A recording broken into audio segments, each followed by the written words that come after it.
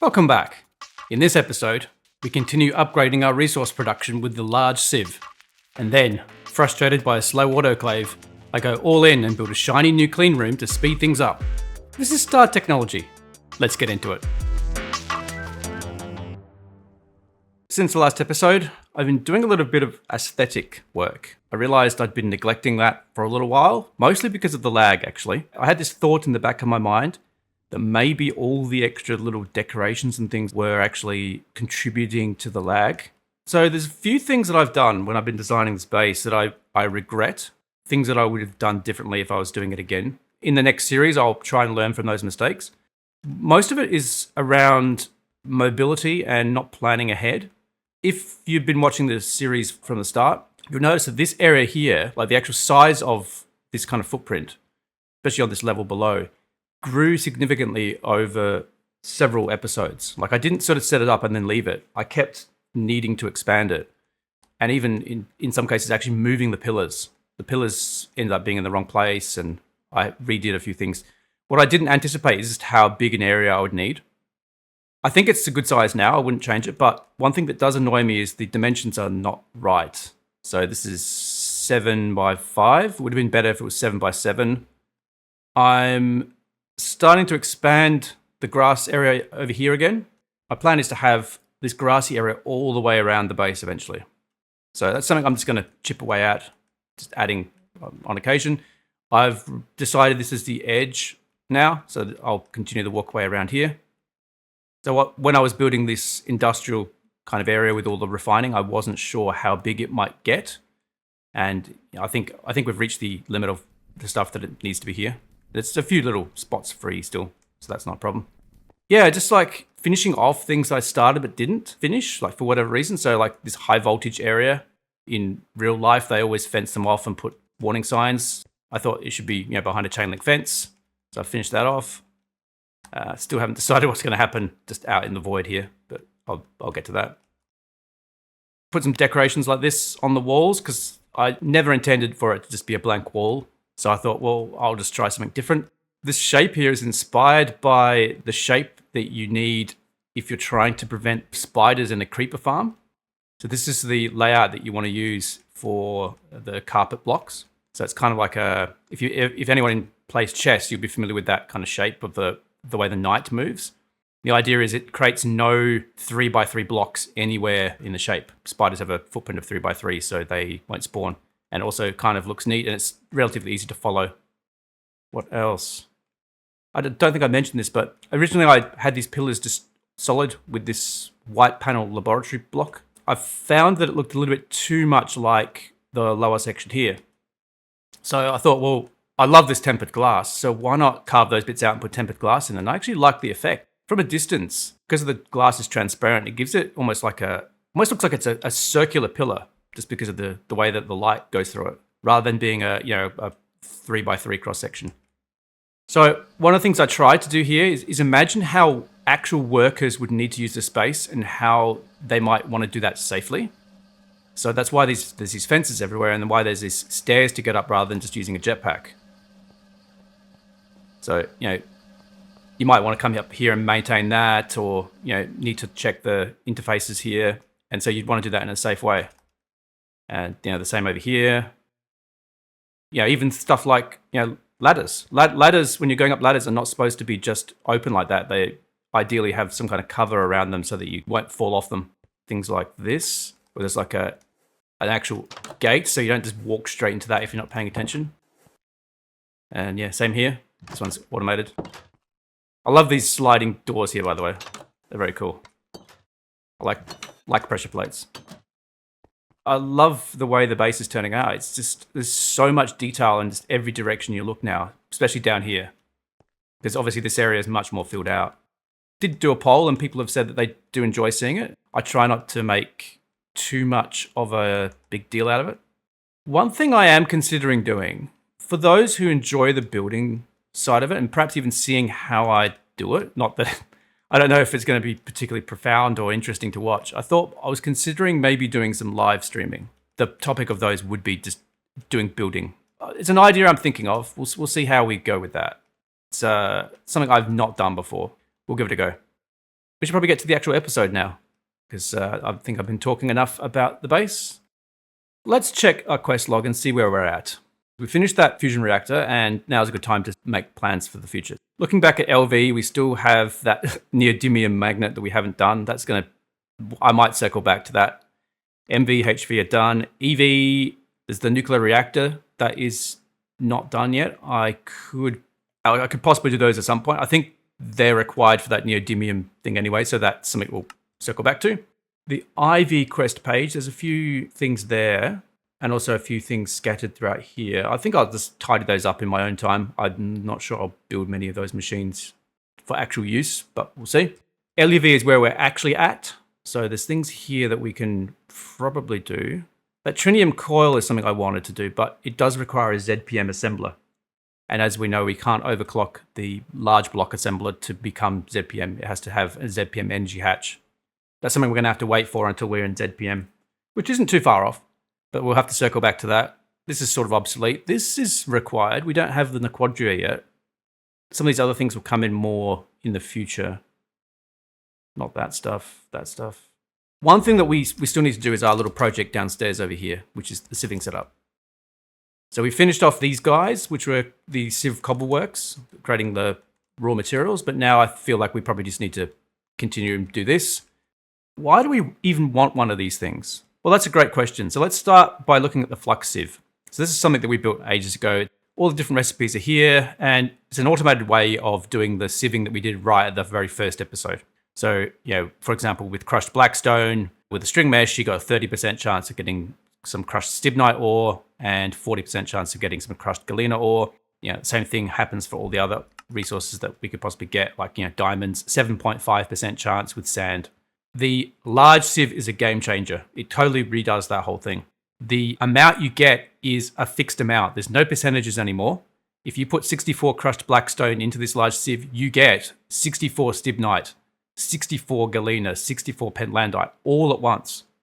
It takes a little bit longer, but you get 64 of each. So all those percentage chance things that we had before, like Naquita being so low, it is completely out the window. It's going to be interesting because we're going to be producing so much for this particular one. So that's 25 outputs. We're going to need an EV output bus. Zeolite, that's new. We haven't produced that before. That can only be produced by the Large Sieve. What is it made of? Sodium, calcium, silicon, aluminium, water, and oxygen. Okay, so there's nothing new in there. What happens if you all process it? So if you purify that, you get silicon and aluminium. Okay, so there's nothing special in there. But that's interesting because there's no recipe for zeolite in the standard sieves. Probably the follow-on from that would be to upgrade our ore processing, because I've noticed that our ore processing is getting a bit slow. Well, compared to our needs, I guess, because it was originally fine and keeping up. So we've got the ore washer, the thermal centrifuges, and the macerators. It's doing okay, but I think the volume of ore that's coming through now, we need these to be faster. Maybe we could use some of those larger block ones with parallel control hatches. That might be faster. That's something to investigate. But first things first, I think what I want to do, going the really long way around, is actually replace this whole sieving setup here. So we can do that with those sieves downstairs, and it will tidy things up a bit, which kind of means I think that this wall here is going to become obsolete. This was fun to have, but I guess we don't need that. So I'll do the same thing as I did here, which is we'll build one by hand and then use the terminal to build the other three just off camera, because you don't need to see it like 4 times in a row. But yeah, I'll just get myself ready and we'll get to it. Let's have a look at what the Large Sieve multi-block actually looks like. So we've got the controller block, we've got tungsten steel frames, robust tungsten steel machine casings, stress-proof casings. Basically, it's all the same stuff that we did in the Cobbleworks. I do like the fact that it's got these parts that are exposed and open, so it's not just just a solid block like a lot of the other multi-blocks that we've built. So it's quite a large footprint for a multi-block, but yeah, I mean, there's space here, so we'll get to it, I guess.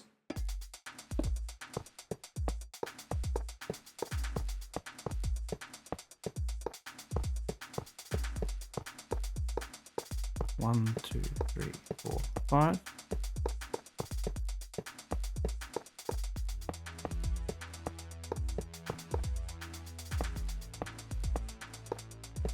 Actually, looking at the block, it makes a lot of sense because we've got these pipes that are directing the output to the output bus, and then that pipe goes all the way up through it.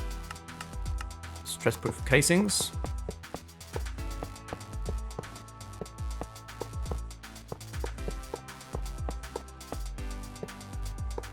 And then a bit of that, fill this in.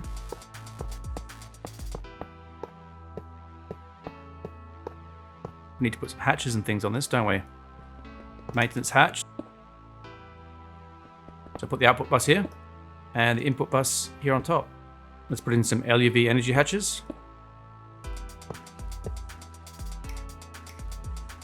That is running at ZPM, and let's give it a go. And that's done. That was very quick. And look at that. Wow. Okay. I've got to figure out how I'm going to store these. I could make a wall here, couldn't I? Like a storage wall. Oh, yeah, I could put a storage controller here. That would work. Okay, yeah, I'll do that. So put that there. Then that will just automatically output into it. And now I just need to put a bunch of those oak drawers.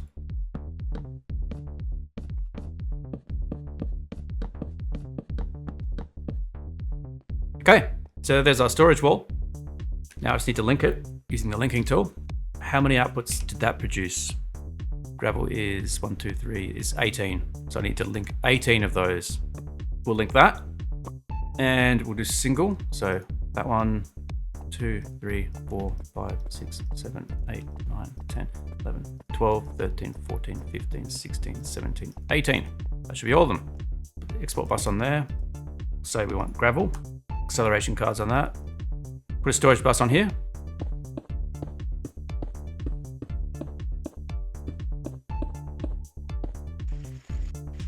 There you go, look at that. It's also using a huge amount of power incidentally, but that's fine. Let's quieten that down.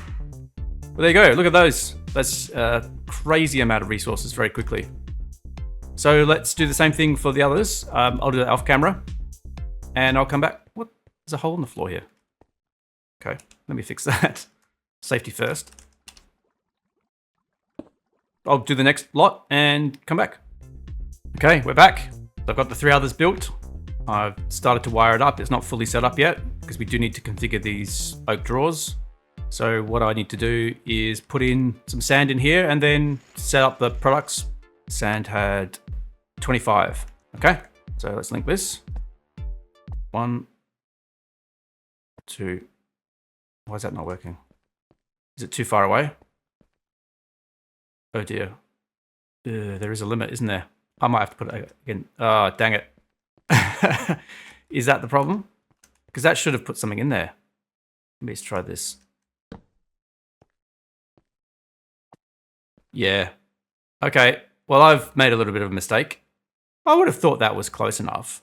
I'll just move those over here and come back. I've moved that stuff around. I realized I actually didn't produce anywhere near enough oak drawers anyway, because I've moved those over there and I've only got 4 left. I completely miscounted. I don't know what I did wrong there. My maths failed me today. That's the 25 there. So the sand, just need to link these guys. Starting there, all the way down to there. Cool, that looks nice actually. So the next one is gonna be dust. I think dust only has 6. 1, 2, 3, 4, 5, 6. And then link this.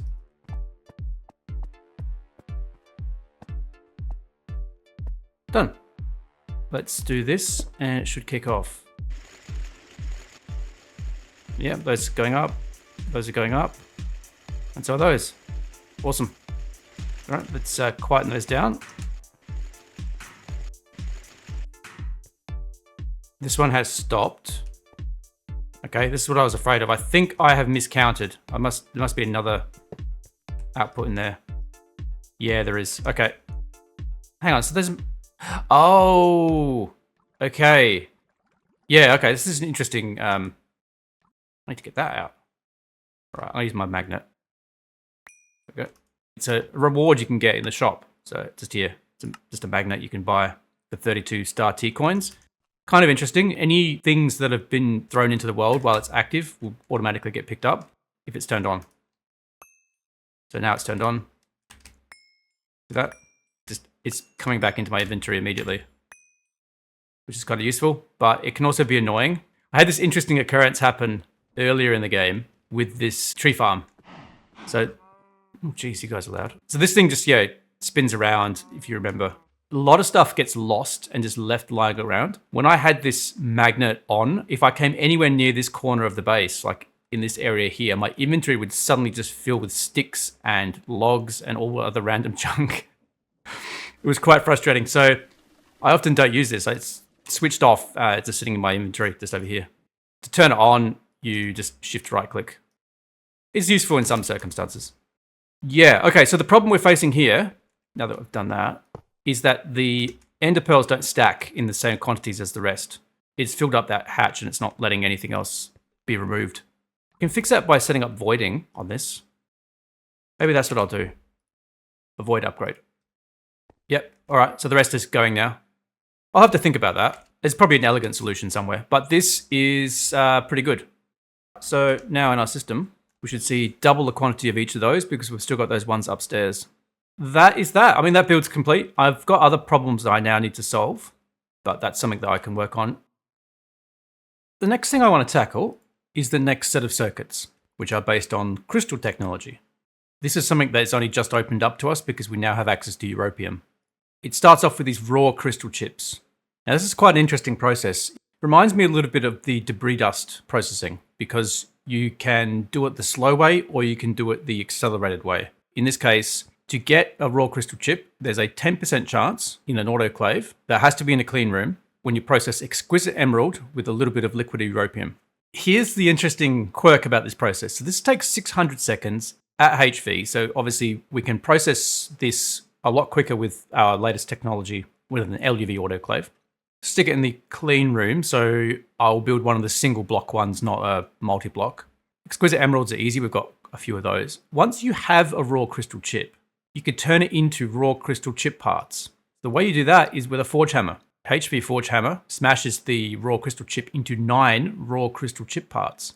And then once you have the raw crystal chip parts, you can run them back through the autoclave with some liquid europium and you're guaranteed to get a raw crystal chip.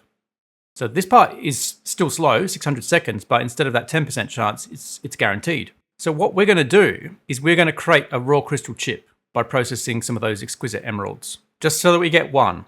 Then we can put that into a forge hammer. That forge hammer will turn it into the raw crystal chip parts, and then we'll put that into the autoclave and create raw crystal chips. And what we'll do is we'll set up a feedback loop so the raw crystal chips go back into the forge hammer.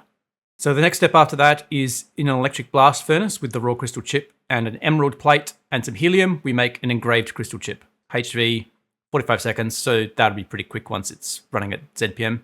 With a laser engraver, it turns it into a crystal CPU using a lime lens. So now we need to get that initial raw crystal chip and bootstrap that process. So we need to do that in the clean room here. Done a little bit of rearrange, and so I've got a bit of space here. So let's run this cable out here. Put the Elite autoclave and the Elite forge hammer there. Now we're going to need some of those exquisite emeralds. I've got 8. Maybe I should move that over one. Yeah, let's do that.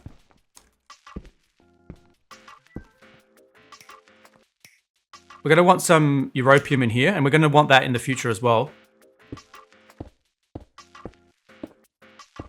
So in here we'll put the europium, and then we're just going to need a pump to actually extract that. Done. All right, so that's going in. Now we need to process some of these exquisite emeralds. So I guess I'll just put the whole lot in there, and we'll see what we get out. That's going to take a little while. 75 seconds. Yeah, that's not quick, is it?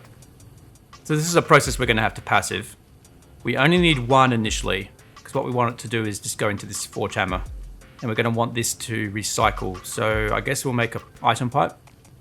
Small brass one, that'll do. We don't need any high technology for this. I'll get that to export into there and then loop back. In either case, oh, there's a raw crystal chip. Got one. Nice. Okay, so I guess we don't need to do that process anymore. We just need that initial one. And so then we're basically just smashing these. And you've got 9 of these, and then you just put these 9 back in here. And so that's how we're going to do it.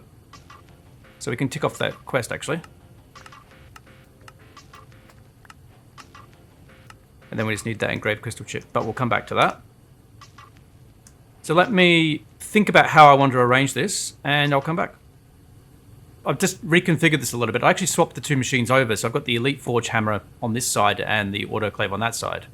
What I've done on this side here of the Forge hammer, I've put a robot arm with an item filter to export the raw crystal chip parts, but told it to keep exact and only output one, because it only needs one at a time. So there should only be a total of 64 raw crystal chip parts in the system at any time. What I've also done is put a storage drawer up here. So I'm just trying to see if when it outputs it, if it goes into there and also into there, like in a round robin fashion. Because ideally we want every second one to go in here. Okay, no, it went back into there. So I guess this will work because they're not going into this drawer at all. They're always going into here. So that's actually, it seems like a bad thing, but it will actually help us. So what's going to happen is this is going to build up to 64. It'll stop being able to make any more, and then they'll just build up in here instead, getting up to 64. And then the 65th one will go into here. So that means that this process will always be able to keep going, which is what we want, I guess. What we don't want is this to be that slow. It'd be nice if we could speed this up somehow. I can't build this as a ZPM autoclave, unfortunately, but I can use one of those other ones if I had a bigger clean room. Okay, well, what we can do now, put a storage bus on this, and eventually this will get some stuff in it. Let's say extract only. Yeah, I guess we'll just let this go. It's living its best life. Something we are going to have to build soon, as part of this tree here, is creating some like sterile growth medium and things like that. Now, I believe that needs a sterile clean room, which is a different thing, because it requires these sterilizing filter casings. Now, I wonder how possible it is for us to build this. And the answer is it's not, because I've noticed it's got tritanium in it. We don't have access to that yet. We're going to need to do that at some point. Now, what my plan is, we're going to need like a whole new clean room. What I want to do is build a max size clean room up here, like another one, which is for the sterile stuff. Plenty of space here to do that. And in the process of doing that, we can build an autoclave in there, like one of the big block autoclaves, like this one over here. And that way it should be able to process that other stuff very quickly. So we've got plans for upgrading it, but this is going to be a bottleneck for a long time. I guess I'll come back in a long time once that's finished. The process here has been going for quite a while.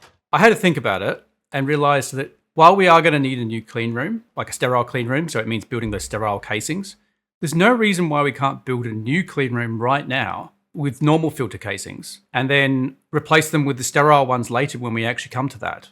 So that's what I'm going to do. And I'm going to build it extra large, as big as I can, so that I can put one of those autoclaves in there. Let's build a clean room. We'll start in that spot. Now I'm going to go 15 by 15, so that's 225, like that. That's a nice and quick way to place all those blocks. So we're going to want a door here, and then just place some blocks around that just to help anchor it for me. Now, how tall are we going to go with this? 15 by 15 by 15 is a little bit ridiculous. Don't think we need it to be that big, but I do want it to be multi-layer, like multi-level inside. 1, 2, 3, 4, 5 blocks, then floor, and then 1, 2, 3, 4, 5 blocks, and then the roof. Yeah, let's do that. It's out to here, 13 blocks. Build this up.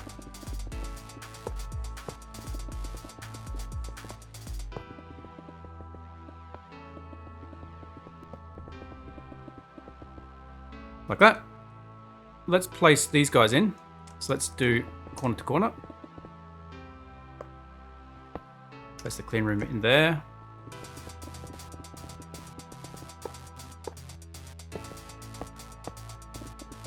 Cool, starting to come together.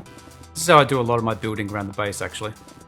Just kind of trying things out, just filling in little bits of it, like edges and borders and stuff. I like having little margins around the edge of things, and that helps create structure. That means this should be those blocks as well. So should that.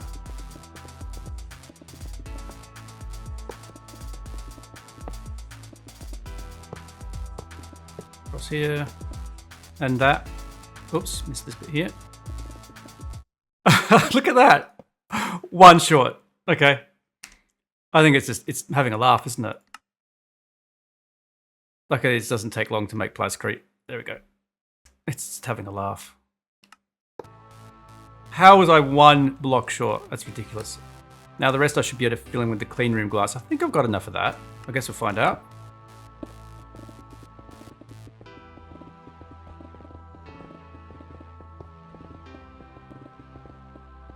Okay, I'm only 4 short this time. At least it's not 1.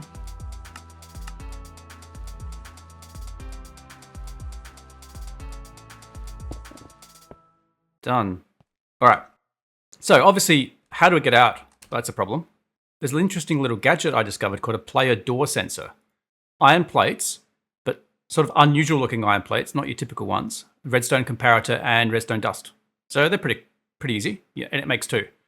These iron plates are actually from a slightly different mod called Many Ideas Core. To make iron plates, you need a block of iron in a diamond table saw. And a diamond table saw looks like this. So pretty simple, just some planks and a diamond saw, and the diamond saw is just diamonds. So that's all really easy to make. So the player door sensor looks like this. Just sits above the door, and as you walk into it, opens the door. So put it on the other side, and it works nicely. You don't need a pressure plate or anything like that. I'll actually build up the floor here just so that we can walk in at the normal level like I did downstairs. But that is that. Now, question, is this complete? No, because there is no energy hatches. And maybe like this. So we're going to need a way for the ME system to come through. So one way to do that is with that HV machine hull. You can plug that in and it will go through the wall. And on the other side, we should be able to hook that up.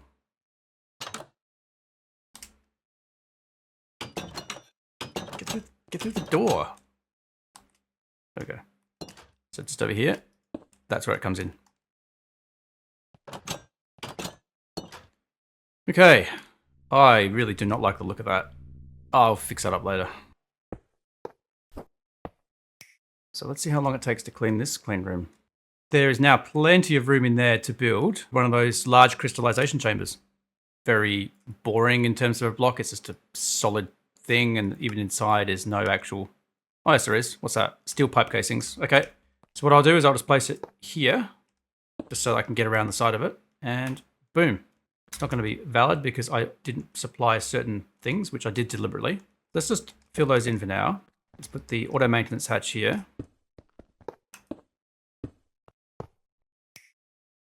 That's all up and running. This is happy and is UV capable now. We are going to need some inputs and outputs. Okay, input bus, input hatch, output bus. All right, let's see how quick this is. 75 seconds is what it was before. 19 seconds. Okay, not bad, not bad, not bad. What about if we put a parallel control hatch on it? Let's put this master parallel control hatch in and crank it all the way up to 16. All right, this will be the moment of truth. So let's put in 32 to see how many it does at once. Oh, okay, grab 16. Okay, so it's doing 16 of them, like it says on the label, in 75 seconds. That's pretty cool. So it's like the recipe we were doing downstairs, but 16 times faster. I can live with that. That's pretty good. This is what we definitely want. We needed this. So what I'll do now is pull the forge hammer into here, automate this, and I'll do that, come back. Move the Elite Forge Hammer 2 over here. I've replaced the input bus here with a URV one so that it doesn't keep stocking it too much. Got the output bus here configured to output here, and I'm hoping what will happen is it will output into both of these like equally. Because now it's producing 16 at a time. In theory, we should be able to do 8 and 8. Hoping it does. And then we can just hook up a storage bus on that, and that is nice and neatly solved. Okay. Not quite what I wanted. Would have been better if it had distributed them evenly. I think it's got to do with the distance it had to travel, maybe. Actually, if I use a pusher configured to down, then it will always push down into there. And I guess that works. So we can get rid of this then. Even though this block here is bigger than the one we had downstairs, obviously, I think that's actually like a neater solution. So that means in our system, we should now see crystal chips. Yeah, look at that. Another thing ticked off. I think that's a good place to wrap it up for this episode. Got the large sieves online. That was pretty exciting. Our resource production is much quicker than it used to be, which is pretty good. We're going to have to upgrade our ore processing now. That's the final step of that 3-part plan. And of course, that new clean room. We were probably going to have to build that in a few episodes' time, so we've brought that forward, which has made it a bit easier, I guess. It was a little bit of pain building that, but I think the results were well worth it. Crystal chips are now producing 16 times faster, which, yeah, I'm pretty happy about. I think in the next episode, we'll just do some more ore processing and just continue working through LUV. So stay tuned for that. Thanks for watching. I appreciate all your support. Cheers.